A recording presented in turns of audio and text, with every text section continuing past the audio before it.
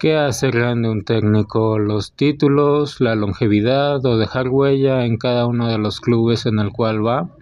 Sea lo que sea, Víctor Manuel Vucetich cumple con cada uno de esos aspectos y ahora, al parecer, se despide de los banquillos tras 37 años como entrenador.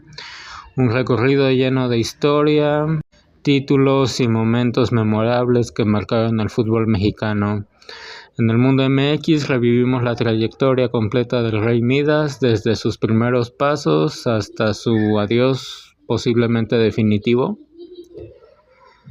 Detrás del hombre que más adelante sería conocido como el Rey Midas del fútbol mexicano, hubo primero un joven que anhelaba, soñaba con brillar dentro de la cancha. Su historia comenzó a los 15 años, cuando dejó su lugar de origen para mudarse a la Ciudad de México y unirse a las fuerzas básicas de Pumas. Inició como delantero, pero con el paso del tiempo su rol fue evolucionando, pasó al mediocampo como interior y próximamente quedó como volante de contención, donde comenzó a mostrar su lectura del juego. Más tarde, su camino lo llevó al Club América, donde pasó 4 años en las categorías juveniles. Ahí compartió vestidor con varios que después serían protagonistas del fútbol mexicano, como lo fue Cristóbal Ortega, Alfredo y Luis Fernando Tena, Pedro Soto y Javier Aguirre. A pesar de la calidad que lo rodeaba, no logró consolidarse en el primer equipo, por lo que fue enviado a probar suerte en la segunda división con el conjunto de Cuautla. Sería en Atlante donde por fin debutaría como jugador profesional. Su primer partido en la primera división llegó para el 6 de septiembre de 1978, en un empate ante Unión de Curtidores bajo la dirección de Ernesto Cisneros. En poco tiempo se ganó la confianza del cuerpo técnico y la titularidad. Luego de 2 años con los Potros de Hierro, fue traspasado a Huastepec, equipo con el que logró el ascenso a primera en la temporada 81-82, dirigido por Edelmiro Picao Arnauda. Picao es su sobrenombre, cosas de Brasil. Su único gol en la máxima categoría lo marcó el 23 de febrero de 1983 en un empate ante Puebla.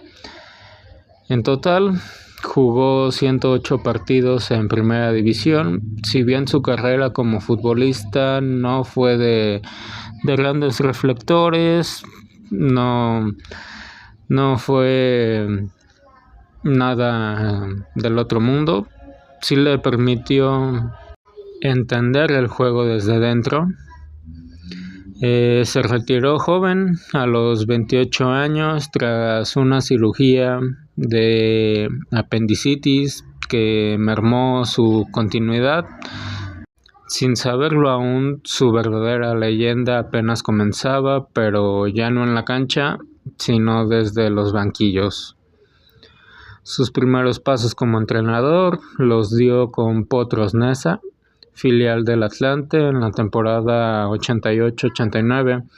En su debut en los banquillos logró lo que pocos en años, el título de ascenso en segunda división. Sin embargo, la directiva decidió vender la franquicia y no le renovaron contrato, por lo que su camino lo llevó a los Esmeraldas de León, recién descendidos en ese año. Así que Vucetich tomó el puesto y volvió a hacer magia en la campaña 89-90. Los llevó de inmediato de vuelta a primera división. Así que el 29 de septiembre de 1990 debutó como técnico, pero ahora en el máximo circuito, aunque en su presentación cayó por 2-1 ante Monterrey. no tardaría mucho en dejar huella en lo que viene siendo la temporada 91-92. Levantó su primer título de liga al vencer en tiempo extra al Puebla de Manuel Lapuente, con un León impulsado por un Tita encendido en buen momento, que terminó por ser el goleador del equipo con 18 tantos. Y pues al torneo siguiente llegaron hasta semifinales, cayeron ante Atlante, que a la postre pues fue el campeón de ese torneo. Con ese ciclo cerrado, tras 4 años, Vucetich se despidió del club, aunque volvería en 1999 con la ilusión de revivir los buenos tiempos, pero esa segunda etapa no funcionó como se esperaba. Apenas sumaron 16 puntos y terminó siendo cesado al finalizar el torneo. Llegaría entonces la oportunidad de tomar las riendas de los Tecos en la temporada 93-94. Un equipo modesto, con recursos limitados, pero con esa hambre de trascender, dejar huella. Y pues aunque la plantilla no era amplia, contaban con algunos nombres destacados como Jaime Ordiales, Guillermo Vázquez, Osmar Donizete y Javier Chícharo Hernández, entre otros. Contra todo pronóstico, lograron instalarse en la gran final, enfrentando a Santos Laguna. En la ida, los lagunarios se impusieron por la mínima, 1-0. Pero en la vuelta, los de Zapopan respondieron con autoridad, un 2-0 que selló el primer y hasta hoy el único título de liga en la historia de Tecos. Sin embargo, el curso siguiente no fue tan brillante. El equipo ya no mostraba el mismo funcionamiento. Aunque logró meterse a repechaje, ahí se toparon con Monterrey, que ganó 2-0 en la ida. En la vuelta, Tecos empató en el global y avanzó por mejor posición en la tabla. Enfrentaría en cuartos de final a un sólido Necaxa, que los eliminó con un contundente 4-1 en el global, marcando así el cierre de aquella etapa de Vucetich con los universitarios. Años más tarde, en invierno de 1997, regresaría al banquillo de Tecos, una segunda etapa que fue una campaña discreta, apenas 16 puntos sin poder calificar, pero la directiva, para sorpresa, tuvo paciencia y para el siguiente torneo el equipo mostró una mejor cara. Clasificaron al repechaje y enfrentaron a Puebla, que en la ida ganó 2-1. Y en la vuelta, en el 3 de marzo, los Tecos ofrecieron una de sus mejores exhibiciones y golearon 4-1 para avanzar con un global de 5-3. En cuartos de final chocaron con el Atlas, ganaron en la ida 2-1, pero en la vuelta fueron superados 4-2, siendo eliminados por un global de 5-4. Para el invierno del 98, el proyecto no arrancó del todo bien. 2 derrotas ante Morelia, la otra frente al América, un empate ante Toros Neza fueron suficientes para que la directiva mejor decidiera cesarlo apenas iniciada la campaña. Entonces, pues Vucetich vivió 2 etapas posteriores en Tigres. La primera llegó en la temporada 95-96, donde logró clasificar al equipo al repechaje. El destino le puso enfrente a su ex equipo, el León. En la ida, Tigres fue contundente con un 4-1 en el Volcán, pero en la vuelta los Esmeraldas ganaron 3-1, dejando un global algo ajustado, un 5-4 que clasificó a los felinos. Y en la liguilla, sin embargo, el panorama fue distinto. Necaxa los eliminó con un global de 2-1. Aquella temporada también quedó marcada con el descenso del club, aunque pues como consuelo fue la obtención de la Copa México, apenas el 4º título oficial en los primeros 22 años del equipo en Primera División. En su segundo ciclo comenzó en el invierno del 99, cuando tomó las riendas en la jornada 6, tras la salida de Miguel Mejía Barón. Debutó con una derrota ante Toluca por 2-1, pero se repuso de inmediato con un triunfo en el Clásico Regio por un marcador de 2-0. Sumó 22 puntos que no fueron suficientes para clasificar. Así que para el verano 2000, Tigres se mantuvo en la pelea, pero el cierre fue algo trágico, pues en la última jornada necesitaban ganar a unos Toros Neza que ya no se jugaban nada, estaban prácticamente descendidos. Las cosas iban bien, un 3-0 siendo locales, pero terminaron palmando, pues empataron el marcador 3-3. Ese empate ante un rival ya condenado les costó la liguilla, y fue el cierre de esa segunda etapa para el Rey Midas. Para entonces, en el torneo invierno 96, Cruz Azul confió en los servicios de Víctor Manuel Vucetich, aunque el equipo mostró cierta competitividad y terminó con 20 puntos, entonces pues no logró clasificar a la liguilla. Pasaríamos entonces al torneo verano 97.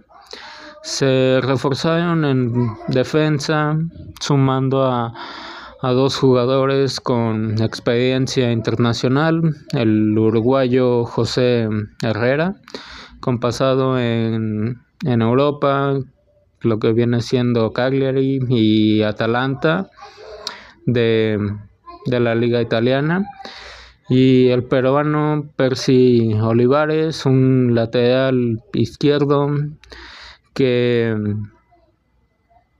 venía de Fluminense y que ya había recorrido varios clubes en Colombia, en Argentina y en Europa, pasando por el Tenerife de España y el Nuremberg en Alemania. Y si se preguntan, o si no, pues les cuento que ¿qué fue de Percy Olivares después del fútbol? Pues no sé si ubican a este exfutbolista. No sé si lo crean, y si no, pues investíguenlo.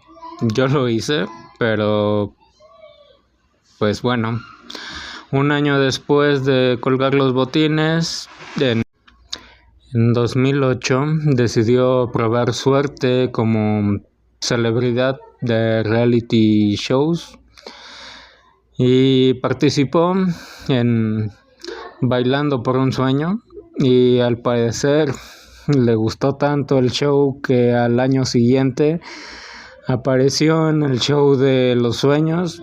No ganó ninguno, pero le agarró el gusto a las cámaras, tanto así que se aventó como actor en la televisión peruana. ¿En dónde exactamente? Bueno, eso ya es más difícil de comprobar. Estuvo, según él, en varias miniseries, como quizás lo hayan escuchado, yo definitivamente no. Una serie de Magnolia Merino y también Rita y yo y mi otra yo, que por el título parece una parodia o una copia barata de Irene, Yo y mi otro yo, de Jim Carrey, aunque Olivares no figura en los créditos oficiales de estas series. Donde sí aparece es en Brothers, una comedia policial donde interpretó al Negro Wilson, y no es broma. No sé si me funen por la palabra, pero pues bueno, ahí es donde sí aparecen los créditos, y actualmente ya más centrado como panelista de ESPN en Perú. Solo esperemos que no le dé por lanzarse en una nueva faceta, ya sea como cantante o piloto de Fórmula 1. Pero bueno, pues regresando al tema, volviendo con Vucetich, que a pesar de los refuerzos y el esfuerzo, su segunda campaña con la máquina fue breve. Solo dirigió hasta la jornada 9 y con un saldo de 3 victorias, un empate y 5 derrotas. Así que la directiva decidió cesarlo. Aún así, no se fue con las manos vacías. Ganó la Copa México y el segundo título copero para Cruz Azul. Y también el segundo consecutivo en la carrera de Buce, que venía de ganar en ese mismo torneo con Tigres. Para el torneo invierno 2001, Vucetich tomó las riendas de los Reboceros de La Piedad. Un bajón en cuanto al nivel, pero el panorama no era alentador. El equipo terminó en penúltimo lugar con apenas 19 puntos, y pues el fantasma del descenso ya se acercaba. Pero en el verano 2002 hubo un cambio radical, con una plantilla renovada y más ambiciosa, donde destacaban nombres como Aldemir de Souza, Osvaldo Koener, no sé cómo se pronuncia, Claudinho, un joven, un tal Kikín Fonseca, Ricardo Cadena, Omar Monjaraz, Cristian Patiño y Rafael Medina. El equipo se transformó por completo. No solo dejaron atrás el sufrimiento del torneo anterior, sino que firmaron una campaña espectacular, terminando como superlíderes con 37 puntos. Una de las postales más recordadas fue aquella goleada de 5-1 frente a Cruz Azul en pleno Estadio Azul, siendo una muestra del nivel que habían alcanzado. Lamentablemente el sueño terminó pronto, pues en cuartos de final se toparon con el América, que los eliminó con un contundente 6-2 en el global, por ende 3-1 en ambos partidos, ida y vuelta. A pesar de la eliminación, la revolución en La Piedad fue innegable. Sin embargo, la historia con ese equipo se cerró abruptamente cuando la franquicia fue vendida y trasladada a Querétaro, poniendo fin a la etapa de Vucetich con los reboceros, y desde aquellos tiempos se hacía la práctica de mudar equipos de una ciudad a otra. No es nada nuevo. Y pues bueno, para la apertura 2002, Víctor Manuel pues tomó las riendas de un Puebla que en la jornada 9 entró como relevo de Gustavo Vargas. Aunque no logró meter al equipo en la liguilla, su trabajo dejó buena impresión en la directiva, que decidió mantenerlo. Y pues sin embargo, el Clausura 2003 no arrancó como se esperaba. Tras una racha de resultados poco favorables en las primeras 8 fechas, fue cesado del puesto. A pesar de que su etapa en Puebla no fue particularmente brillante, el destino le tenía preparado una revancha inmediata. Así que para la apertura 2003, Pachuca confió en los servicios de Vucetich y la apuesta funcionó. Bajo su dirección, los Tuzos firmaron un torneo pues más que destacable, con figuras como Claudio da Silva, Adolfo, el Bofo Bautista, Gabriel Alves y el colombiano Jairo Lozano, quien protagonizó, para los que no sepan, una curiosa anécdota en su etapa en el Real Valladolid, en un partido ante Real Madrid en septiembre de 2001. Un silbido inesperado, parecido a lo que viene siendo el sonido de un silbato de árbitro, durante una acción en ofensiva del cuadro del Valladolid.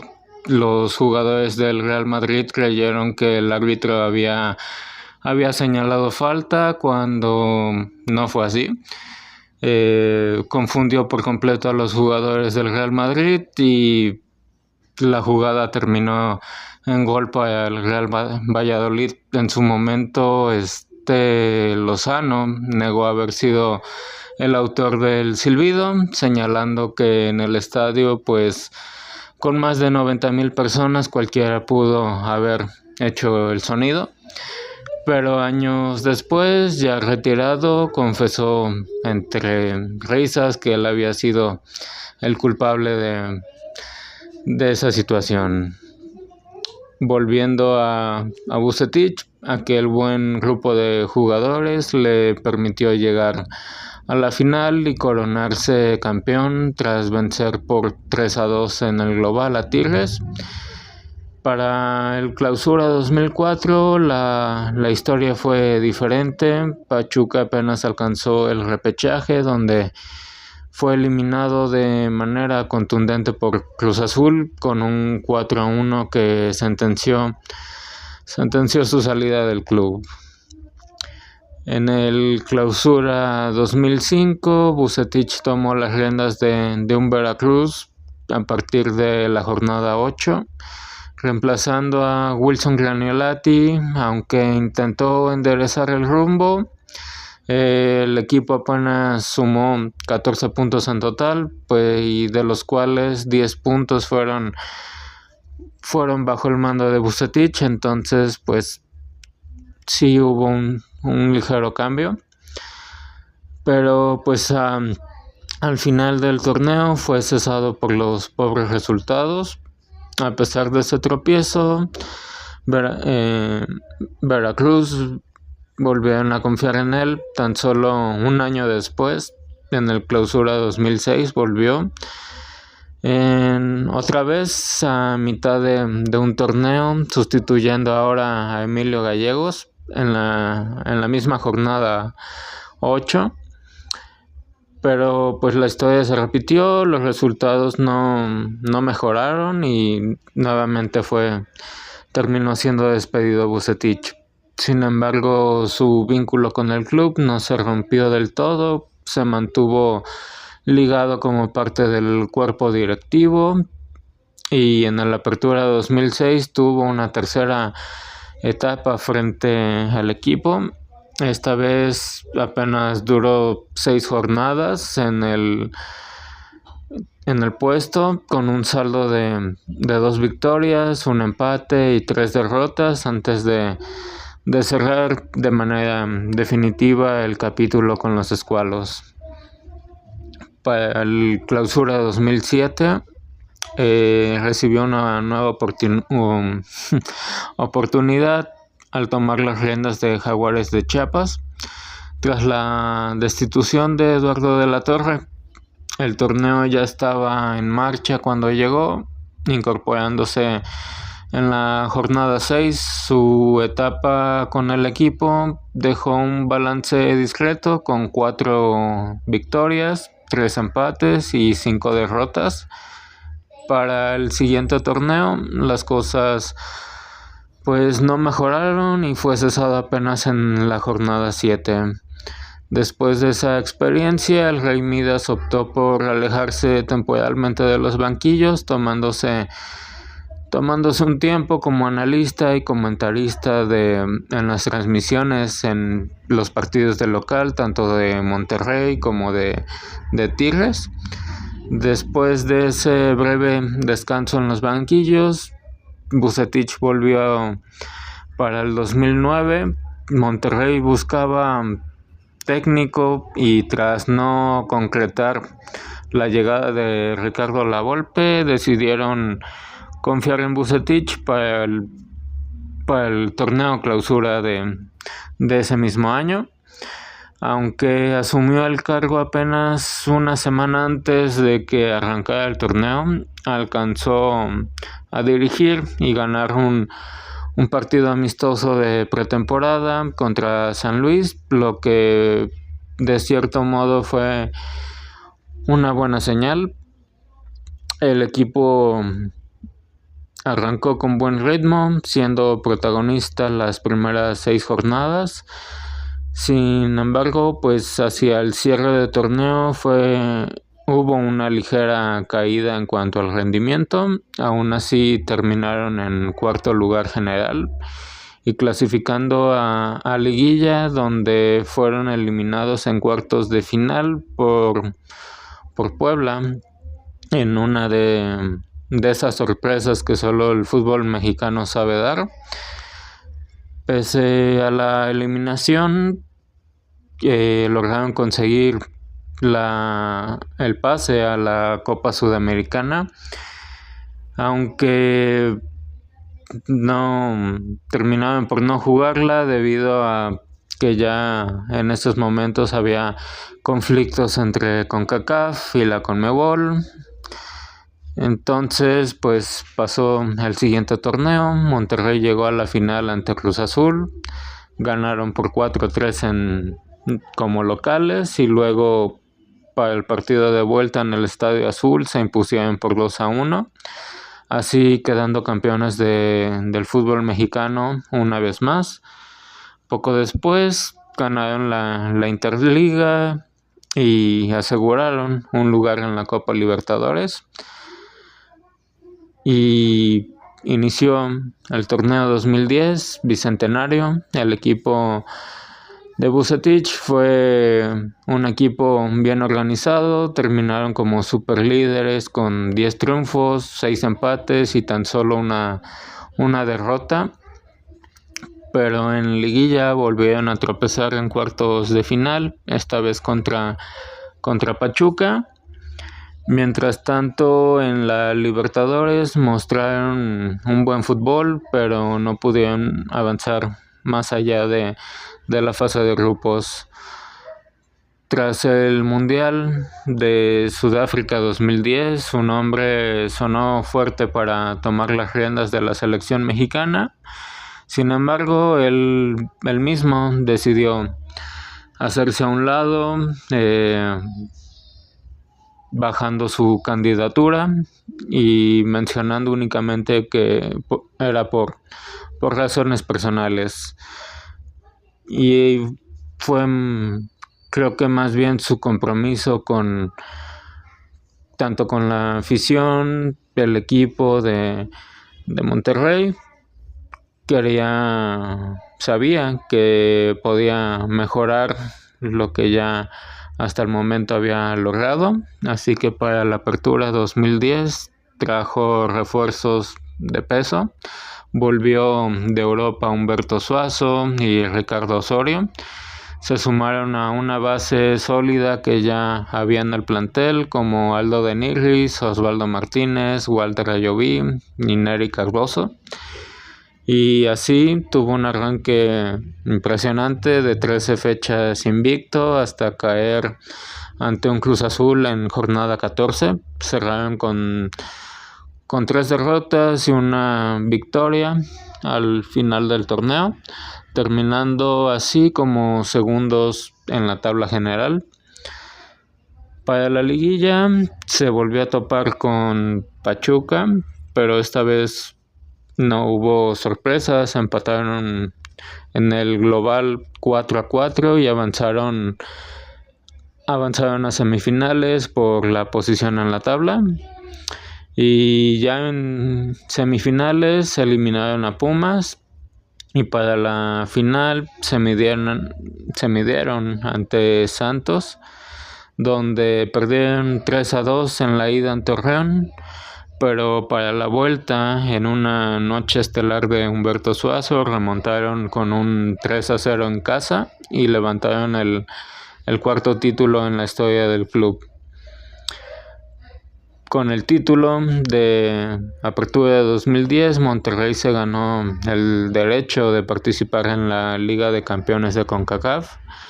Durante la fase de grupos, el equipo de Vucetich mostró superioridad con 5 victorias y un empate, ninguna derrota. Para cuartos de final enfrentaron a Toluca, al que vencieron por la mínima en ambos encuentros. Luego en semifinales se toparon con Cruz Azul, ganaron 2-1 en la ida y la vuelta en el Estadio Azul pues fue complicada porque hasta el minuto 81 Humberto Suazo desde el punto penal marcó el 1-1 que selló el 3-2 global y con eso el boleto a la final.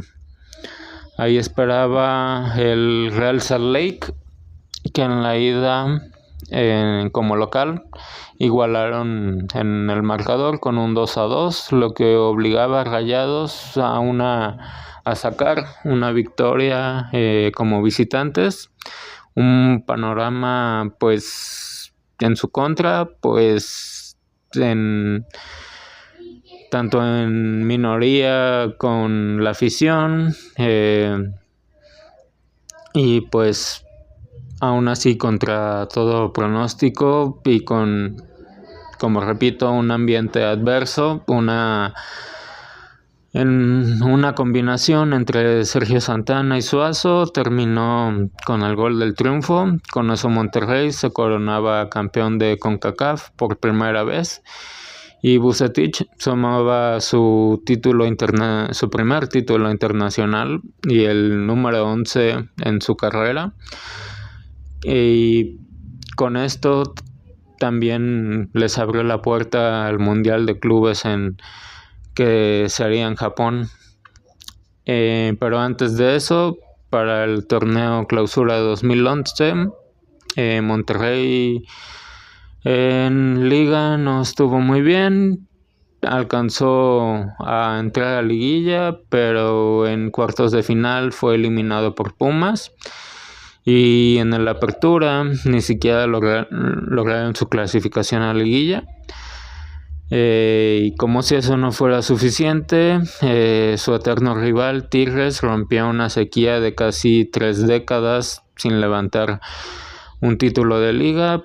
Pues en ese año consiguió hacerlo, así que pues golpe doble para los de Monterrey. Y pues llegó diciembre, momento de viajar a tierras japonesas. Arrancó el Mundial de Clubes contra el Kashiwa Reysol. Aunque lograron empatar el partido, en la tanda de penales no tuvieron la misma suerte y se despidieron de la pelea por el título. En el siguiente duelo enfrentaron al Esperance de Túnez, campeón africano, muy conocido, laureado, y vencieron por marcador de 3-2, quedándose así con el quinto puesto del Mundial. Con ese antecedente, para el 2012 pues pintaba un poco mejor. En liga vencieron a Tigres en el Clásico Regio, avanzaron a liguilla dejando en el camino en cuartos de final a Xolos, al América en semifinales, y en la final contra Santos se les escapó el título. Entonces, a nivel internacional volvieron a imponerse en CONCACAF, o sea, las cosas salían bien en torneos internacionales, pero en el torneo local no corría la misma suerte.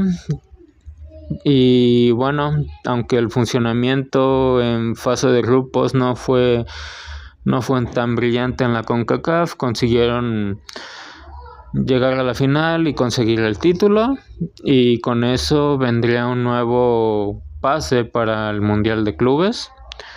En esa edición derrotaron 3-1 al Auckland City en cuartos de final, el mismo Auckland City que en esta nueva edición del Mundial de Clubes logró sacar un resultado contra Boca Juniors, siendo burla, pero bueno, Monterrey sí pudo.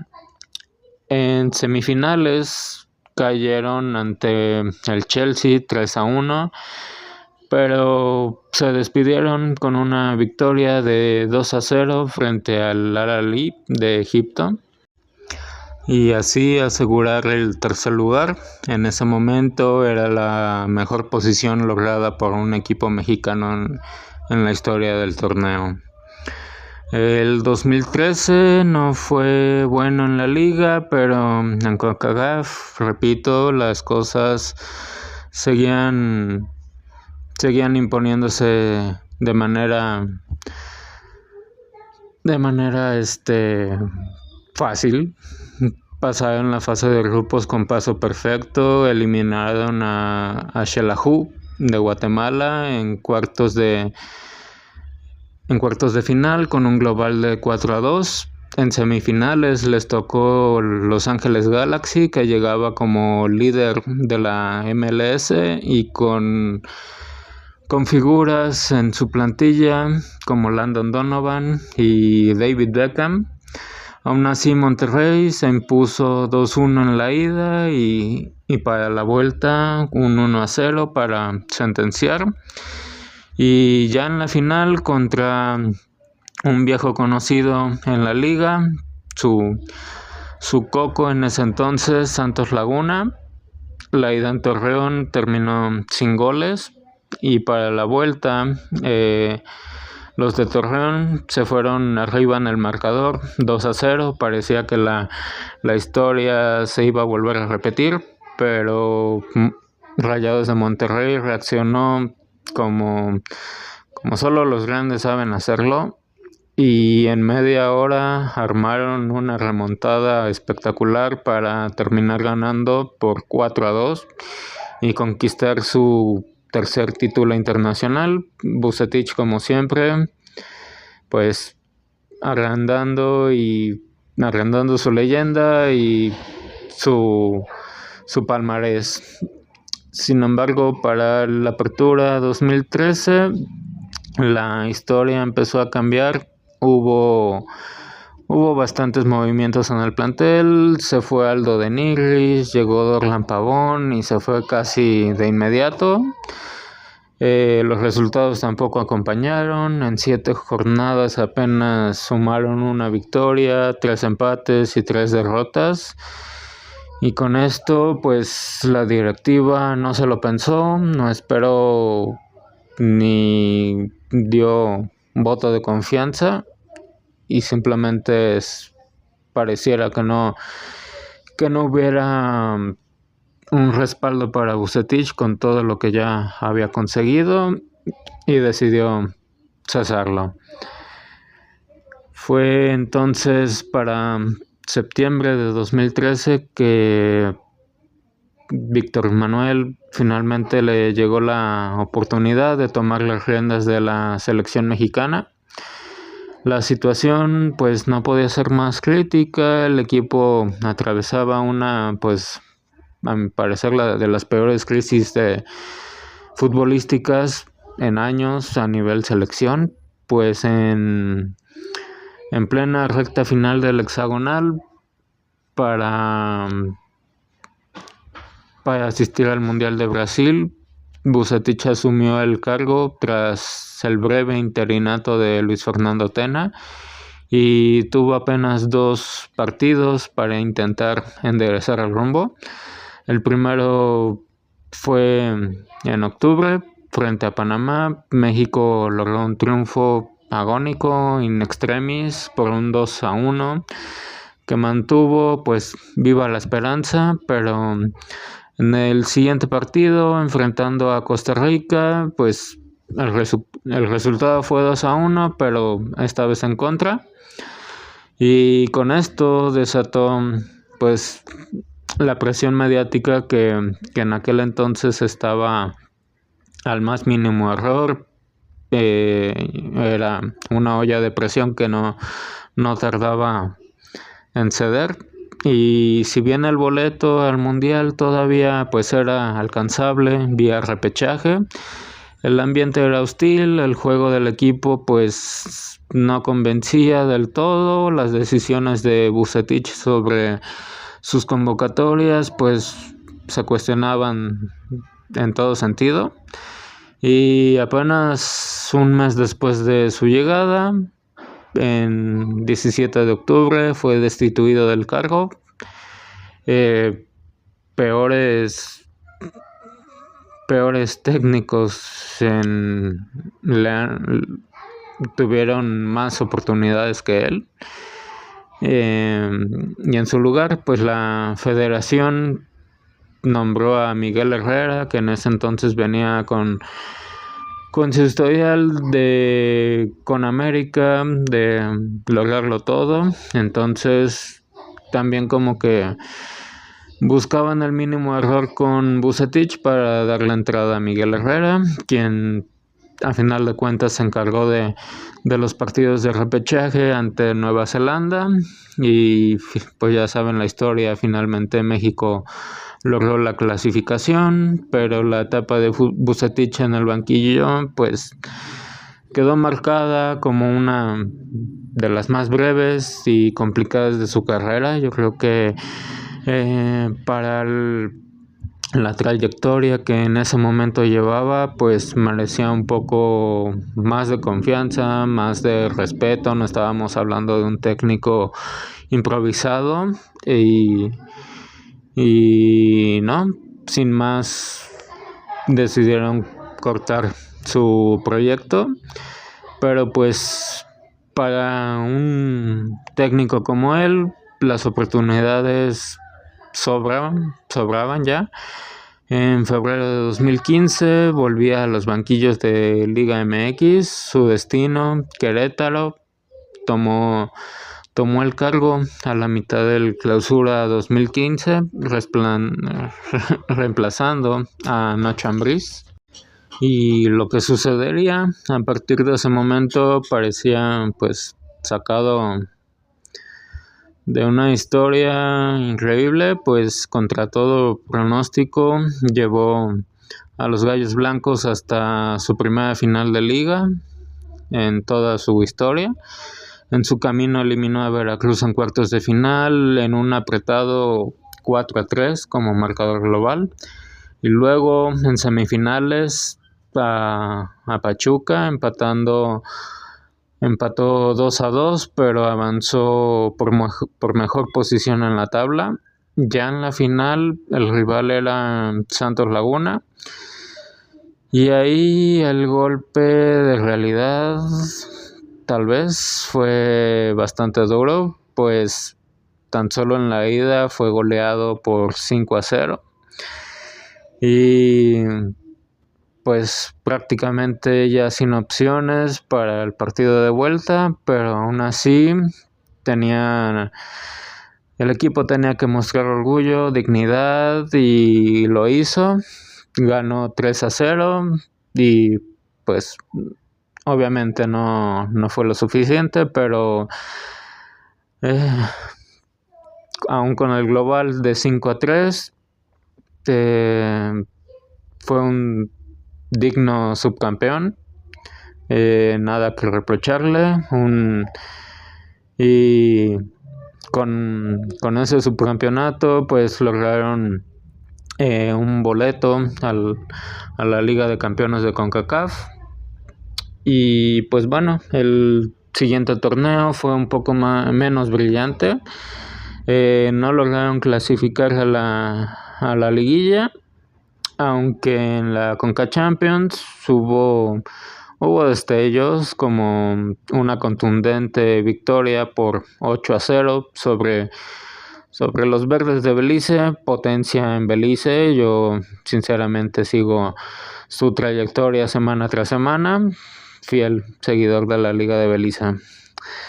Pero bueno, dejando a un lado, para el Clausura 2016 la historia se repitió. No llegó el equipo para liguilla, pero en cuanto al torneo internacional avanzaron hasta semifinales, dejando en su camino a DC United en un marcador global de 3-1.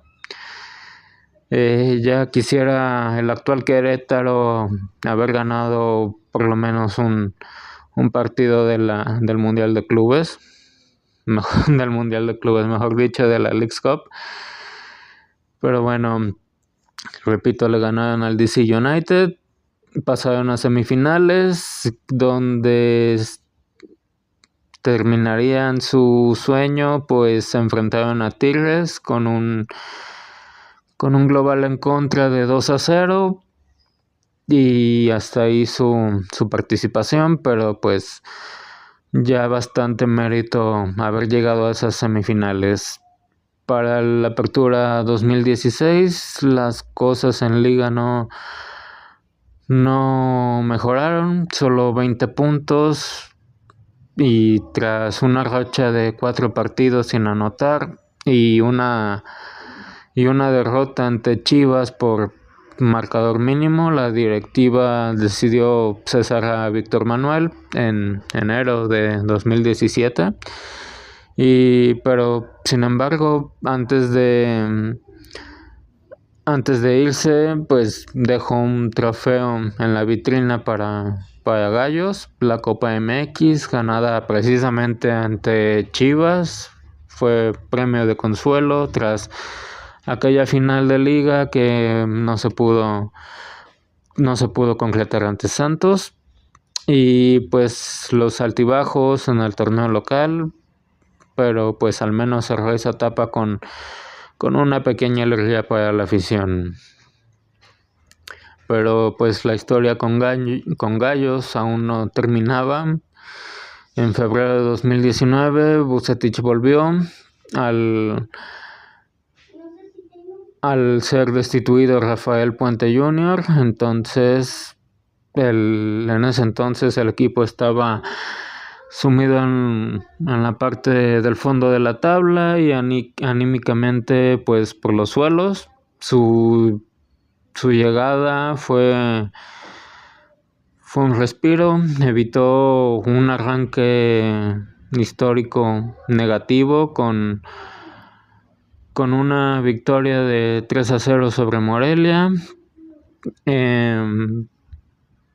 Al final no alcanzó a llegar a liguilla, pero el cambio en cuanto al funcionamiento fue evidente y la directiva le tuvo voto de confianza y para el siguiente torneo con una plantilla pues sin figuras de renombre ni gran profundidad de fondo de armario, armó un equipo competitivo y eficaz, terminó siendo cuarto lugar general, su mejor posición a manera histórica, con 31 puntos y un récord en cuanto al club.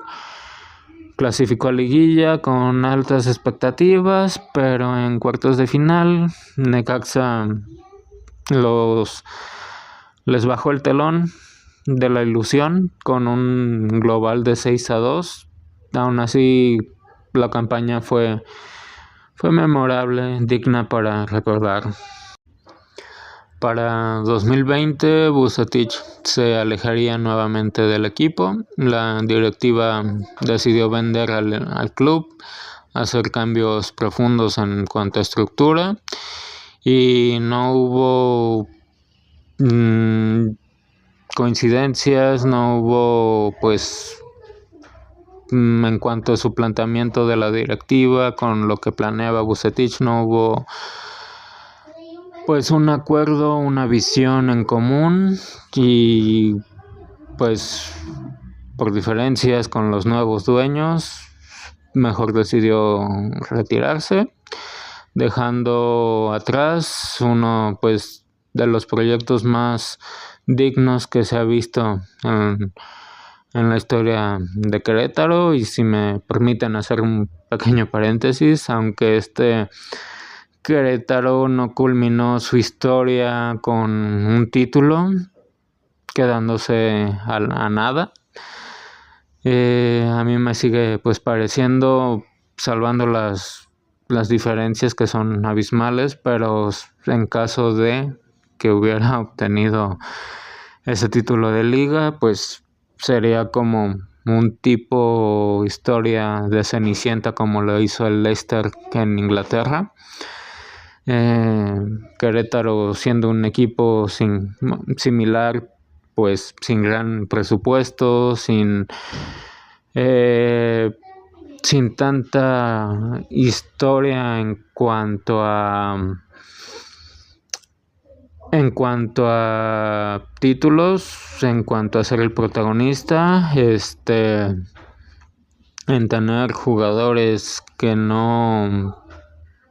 quizás en otros clubes no apostaban por ellos, jugadores veteranos, siendo más bien apuestas arriesgadas, pero pues que nos dio una de las historias pues más improbables y emocionantes de la década. Y pues bueno, continuó la etapa de Vucetich. Después de que Querétaro se le presentó la oportunidad nuevamente de dirigir un equipo con mayores aspiraciones, mayor presión mediática. Yo creo que de los que viven al día a día con más reflectores, pero sí con la al menos con la posibilidad de poder replicar algo parecido o igual a lo que ya había logrado en Monterrey. Entonces, en agosto de 2020 fue presentado como nuevo técnico de Chivas, acompañado por Amaury Vergara y Ricardo Peláez en su anuncio como director técnico. Solo unos días después debutó con una victoria 2-1 frente a Atlético de San Luis otra vez en el estadio, ante la afición en el estadio Akron. En su primer torneo al frente del rebaño logró clasificar en 7º lugar. Con eso consiguieron un repechaje a partido único, vencieron 1-0 a Necaxa. Luego llegó uno de los momentos más memorables de esa campaña, eliminar al América en cuartos de final con un global de 3-1, ganando ambos partidos, tanto la ida como la vuelta del clásico. Sin embargo, el sueño se detuvo en semifinales ante León tras un empate de 1-1 en la ida. Después, para la vuelta, por la mínima de 1-0, perdieron y quedaron fuera de la final. Para el siguiente torneo, el equipo mostraría bastantes inconsistencias y terminó en 9º de la tabla. Para jugar repechaje fueron eliminados por Pachuca en tanda de penales. Y ya para la apertura 2021, Vucetich solo dirigió hasta la jornada número 9. Pese a una victoria de 1-0 sobre Pachuca, la directiva mejor decidió cesarlo, en parte por las críticas en cuanto a su estilo de juego y pues además de no lograr la regularidad esperada. Entonces, pues sin más decidieron cortar su proyecto. Después vendría una segunda etapa con Monterrey, tomando las riendas en marzo de 2022 tras la salida de Javier Aguirre por malos resultados. O sea, nuevamente llegaba a un torneo con ya avanzadas las jornadas, y pues ya lo dice el dicho, las segundas partes rara vez son mejores, y esta vez no fue la excepción. Aunque parecía que podían devolver el protagonismo a Rayados, terminó saliendo por la puerta de atrás en mayo de 2023, luego de quedar eliminado en semifinales del torneo Clausura. Con eso duró apenas 1 año y 2 meses aproximadamente. Y ya en lo que fue su última etapa como director técnico, la más reciente, llegó a Mazatlán en mayo del año pasado, y poco pudo hacer para cambiar el rumbo del equipo. Dirigió 2 torneos, lo que fueron 34 partidos, en lo que apenas fueron 6 victorias, 3 empates y 15 derrotas. Entonces, terminando su segundo torneo con Mazatlán, mejor decidió ponerle fin a su etapa, y cumplió ya 70 años el pasado 25 de junio. Hablamos de alguien que nunca le tuvo miedo a los retos, sea en equipo chico, mediano o grande. Siempre tomó al toro por los cuernos. Su presencia, quieras o no, dejaba huella, y su capacidad para imponer su estilo, gustara o no, incluso con plantillas limitadas, lo convirtió en mi opinión, en uno de los líderes de los banquillos, un tanto infravalorado. Era alguien que sabía adaptarse a lo que tenía, como pocos técnicos, potenciaba jugadores que con otros técnicos simplemente no brillaban, y también su capacidad de manejar egos, que no cualquiera puede estar a la altura, cumplir con expectativas y aguantar la presión como lo hacía él. Y pues si este fue su último capítulo como entrenador, pues puede irse con la frente en alto. Tal vez solo le faltó dirigir en el extranjero, pero creo que a estas alturas no es algo que le quita el sueño. Veremos qué decide el Rey Midas. Lo que es seguro es que si este fue su adiós, merece un homenaje a la altura de su trayectoria, porque si hablamos de los grandes técnicos en la historia de la Liga MX, a mi parecer Vucetich tiene un lugar ahí. Y pues sin más, con esto cerramos este extenso pero merecido capítulo, video. No podía ser menos.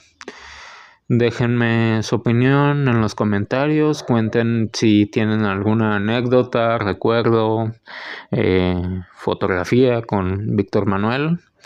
Y díganme cuál de sus etapas, de su extensa carrera en cada uno de los equipos, cuál disfrutaron más. Y nos vemos en el próximo capítulo. Yo soy Jorge Berni y esto es el Mundo MX, donde la Liga MX sin el Rey Midas no es más de lo mismo.